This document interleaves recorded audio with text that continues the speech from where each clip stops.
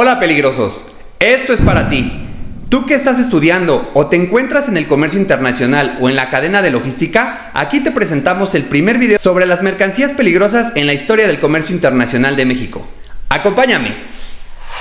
Los inicios. Como usted sabe, durante la evolución del comercio exterior de México, el periodo de la década de los años 90 se caracterizó por la denominada apertura comercial, debido al tráfico de exportaciones no petroleras que significarían todo un acontecimiento histórico de finales del siglo XX, en virtud de la tendencia de crecimiento tanto en peso como en valor de los productos y bienes manufacturados, que aumentarían la participación de México en la balanza comercial y el mercado global.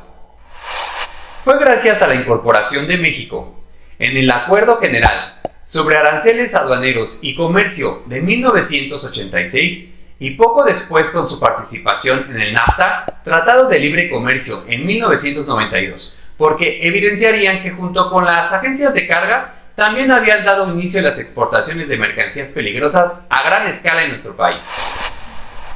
No obstante, hacia finales de los años 90, las mercancías peligrosas apenas representarían un 5% en las estadísticas de los agentes de carga.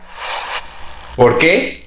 Como ya es de su conocimiento, el exportador, el agente de carga y las líneas transportistas son los actores principales para el comercio internacional, en cuyos casos tienen preponderancia el desempeño del agente de carga como intermediario entre los exportadores y las líneas transportistas, para un proceso efectivo de tráfico de exportaciones.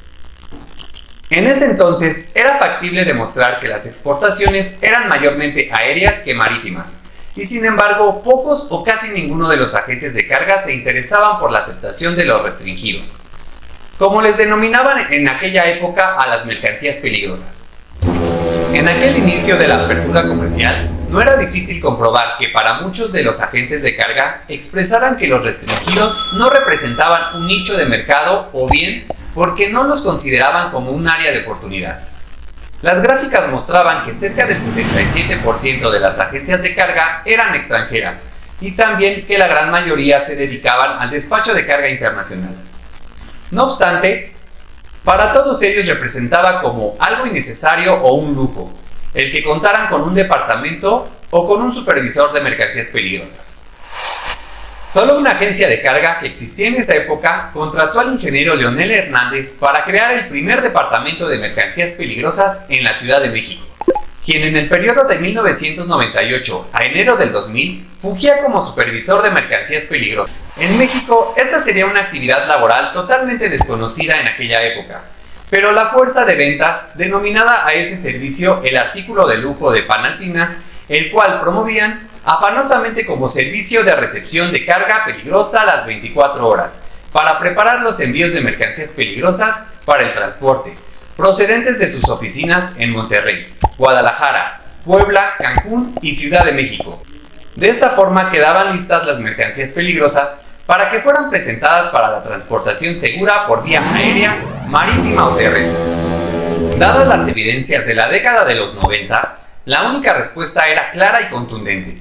Las mercancías peligrosas apenas representaban un 5% en las estadísticas de los agentes de carga, porque en México no existía la infraestructura para preparar los envíos de mercancías peligrosas para el transporte. En el año de 1993, unos jóvenes mexicanos que ya laboraban en el fascinante mundo de la aviación, asombrados escuchaban por primera vez sobre el transporte sin riesgo de mercancías peligrosas por vía aérea, de voz del profesor Roberto Rodríguez Peralta.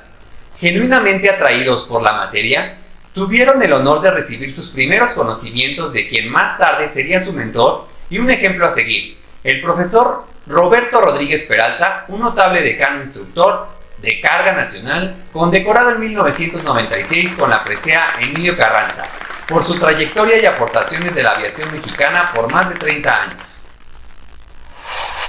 Tal fue el gusto de estos jóvenes aprendices por los conocimientos adquiridos de su mentor, que un año más tarde ya les habían asignado en su trabajo la capacitación certificada, seguida al mismo tiempo por la experiencia adquirida en compañías como Centro de Capacitación de Aerovías de México en el periodo de 1993-1996, Instituto Pionero en Carga fundado en 1994 sobre la capacitación certificada de IATA del profesor Jorge Cardeña, periodo 1996-1998, Logística aérea, marítima y terrestre, periodo 1998-2000. Industria química, año 2000.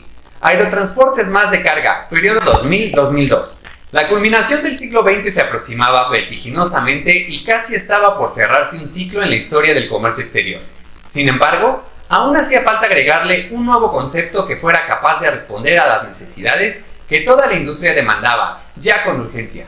Faltaba un eslabón muy importante en la cadena logística, el cual tenía que poner fin a la escasez y a la falta de infraestructura para preparar los envíos de mercancías peligrosas para el transporte. Justo en ese periodo de transición, entre la culminación del siglo XX y el inminente inicio del siglo XXI, ese proyecto lo desarrollarían por primera vez esta nueva generación de visionarios. Surge así una empresa creativa e innovadora, finalmente materializada en enero del año 2000, denominada Soluciones y Comercialización en Mercancías Peligrosas S.A.D.C.B.,